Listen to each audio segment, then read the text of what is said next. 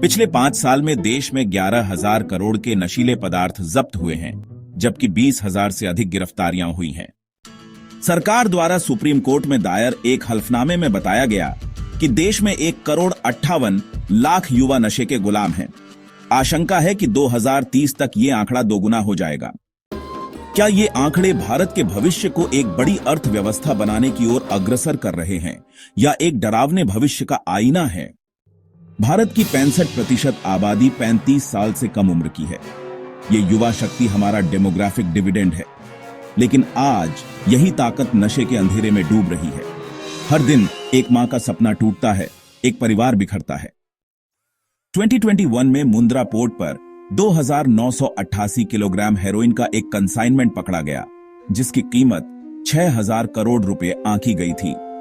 पिछले 5 सालों में भारत के पोर्ट्स पर ड्रग्स के ऐसे 19 बहुत बड़े कंसाइनमेंट पकड़े गए हैं। दिसंबर 2024 में देश की राजधानी से केवल 5 किलोमीटर दूर नोएडा में मैक्सिको के कार्टेल की ड्रग फैक्ट्री पकड़ी गई। बिना पुलिस और प्रशासन के सहयोग के देश की राजधानी में 5 सालों तक इस तरह ड्रग फैक्ट्री चलाना असंभव है। सिर्फ तस्करी नहीं, भारत अब ड्रग्स का कारखाना बन गया है। जरा सोचिए, अगर देश की राजधानी में मैक्सिको का कार्टेल 5 साल ड्रग फैक्ट्री चला सकता है, तो देश के बाकी हिस्सों में ऐसी कितनी ड्रग फैक्ट्री गुपचुप तरीके से चल रही होंगी। हमारी सरकारें, प्रशासन और पुलिस देश में ड्रग को किस तरह फलने फूलने दे रही है, ये बात अब किसी से छुपी नहीं है। पिछले कुछ समय में पंजाब में एनडीपीएस मामले 340% बढ़े हैं, जबकि अन्य पड़ोसी राज्यों जैसे हरियाणा, हिमाचल, जम्मू कश्मीर तथा दिल्ली में ड्रग के केसों की बाढ़ सी आ गई है। कुछ राज्य सरकारें अपने आप को ड्रग मिलीभगत से दूर दिखाने के लिए ड्रग खत्म करने के नाम पर विशेष अभियान चलाने का दावा कर रही हैं। इन अभियानों से छोटे मोटे ड्रग डीलर्स या नशे की लत के शिकार युवाओं के अलावा कोई बड़ा ड्रग डीलर या ड्रग फैक्ट्री पुलिस के हत्थे नहीं छड़ी है। ये हमारे पुलिस की मिलीभगत और भ्रष्टाचार का एक जीता जागता उदाहरण है। जरूरी बात यह है कि इन राज्य सरकारों द्वारा ड्रग पकड़ने के विशेष अभियान में आए खर्च से कई गुना अधिक खर्च ड्रग अभियान का प्रचार करने में बर्बाद कर दिए गए हैं। क्या ड्रग पकड़ने के लिए सच में किसी विशेष अभियान की जरूरत है? क्या यह सरकार, प्रशासन और पुलिस का रोजमर्रा का सबसे जरूरी काम नहीं होना चाहिए था? सरकारी आंकड़े बताते हैं पंजाब में 35,000 एनडीपीएस मामले लंबित हैं, जहां एक केस का फैसला आने में औसतन 7 साल लग रहे हैं। न्याय की इस धीमी रफ्तार ने ड्रग माफियाओं को बढ़ावा दिया है।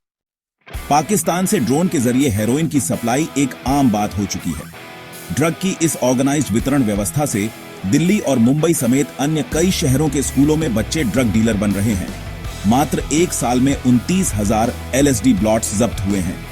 ये नेटवर्क युवाओं को ग्राहक और सेलर दोनों बना रहा है।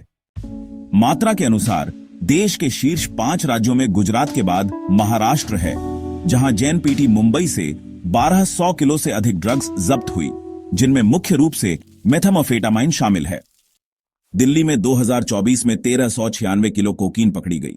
पंजाब में 2023 में 2,200 किलो से अधिक हेरोइन और गांजा पकड़ा गया और तमिलनाडु के तूतीकोरिन पोर्ट से 500 किलो से अधिक अफीम और हशीश बरामद हुई।